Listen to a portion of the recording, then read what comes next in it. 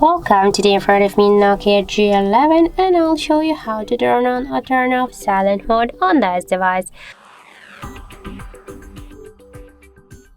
So just to do that, we should press up or down volume button, that doesn't matter. And after that you'll see here the bell icon. Just click twice on the bell icon and now we can see the message that notifications and calls will be muted. This means that the silent mode is activated successfully. And if you want to turn it off, you should click here once again, press once again power the volume button, one from the volume buttons, and click only once on this bell icon, and now we can see that all of the calls and notifications they will ring. So that's it. Thank you for watching, and if you find this video helpful, don't forget to leave a like, comment and to subscribe our channel.